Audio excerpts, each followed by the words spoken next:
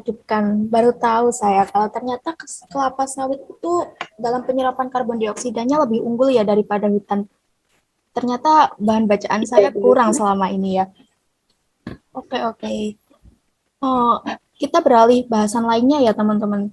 Tetap mengenai kelapa sawit juga, namun kita mengarah ke minyak goreng. Tahulah, minyak goreng merupakan kebutuhan penting bagi para ibu-ibu rumah tangga. Kita beralih ke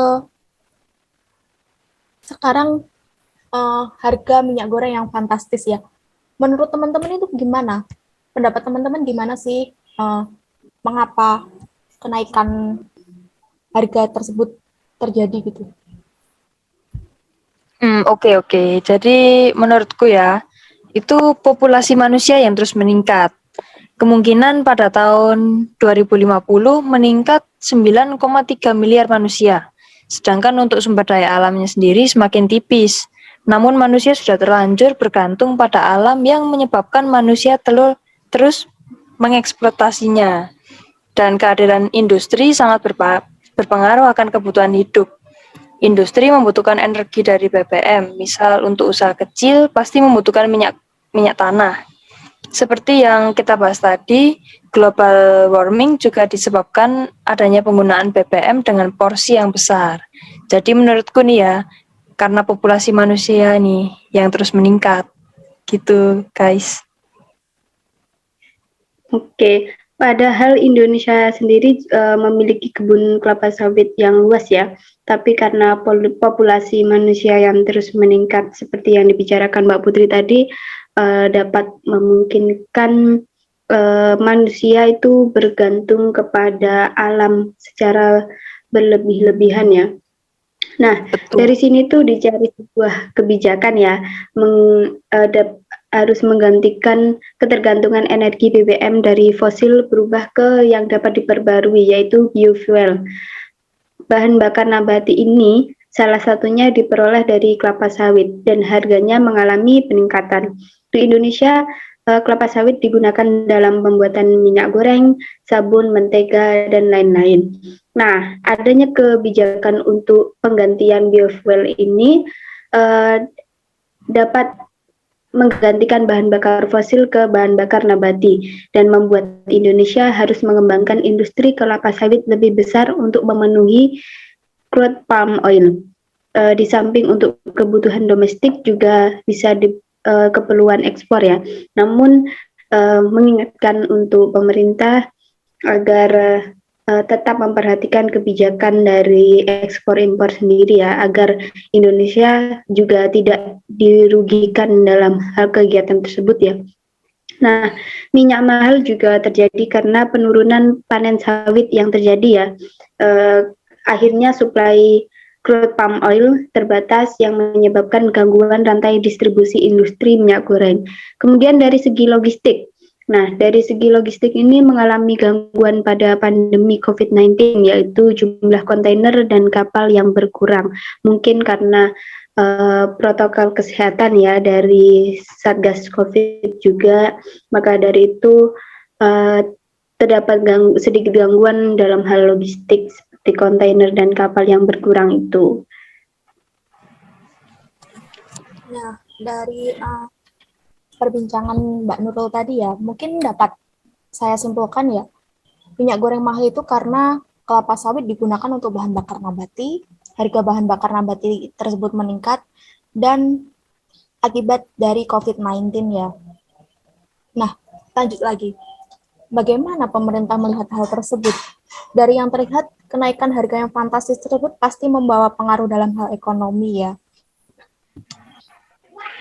Iya, benar-benar sekali. Pemerintah itu mengadakan penjualan minyak subsidi dengan harga yang lebih rendah dari sebelumnya ya. Seharusnya dari pemerintah tersebut ya, seperti 14.000 per liter untuk penjualan minyak goreng curah sesuai dengan harga eceran tertinggi.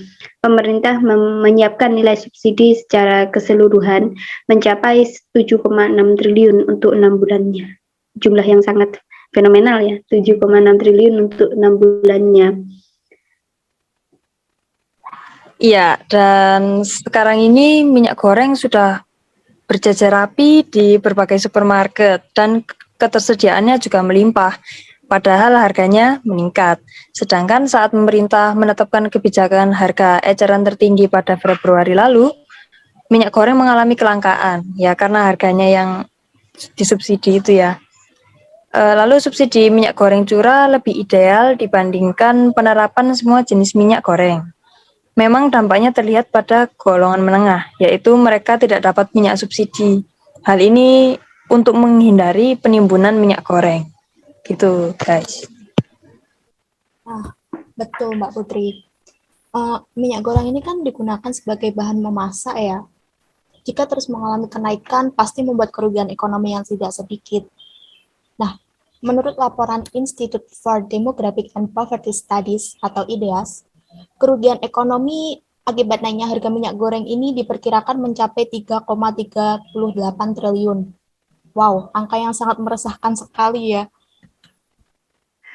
Iya ya, kalau dipikir-pikir kerugian ekonomi dari harga minyak goreng yang meningkat itu wow, sampai 3,38 triliun ya. Wah, padahal kita ketahui kan Indonesia itu sebagai pemilik lahan perkebunan yang sangat luas, lahan perkebunan kelapa sawit yang digunakan untuk minyak goreng ya. Tapi kenapa kok kenaikan ini menyebabkan keresahan bagi masyarakat Indonesia?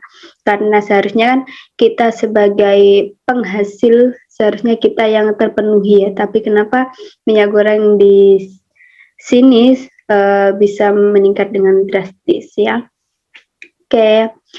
Lumayan menarik ya tema yang kita bahas hari ini, dan dari perbincangan kita tadi disinggung betapa pentingnya Indonesia sebagai negara penghasil kelapa sawit. Nah, terima kasih ya kita sudah membuat pertemuan hari ini dengan membahas sedikit pengetahuan kita. Oke, pembahasan kita bisa diakhiri sampai sini dulu ya. Bisa dinantikan lagi podcast kita selanjutnya hanya di HST Podcast, berbagi ilmu, berbagi pengetahuan. Terima kasih untuk rekan kita ya, Mbak Nisaul dan Mbak Putri. Terima kasih atas diskusi kita hari ini. Makasih juga ya Mbak Nurul. Terima kasih kembali Mbak Nurul dan Mbak Putri. Selamat Ya Mbak di Iya. lain waktu ya. Oke. Ya, terima kasih. Oke, sampai bertemu di podcast selanjutnya. Bye-bye. Bye.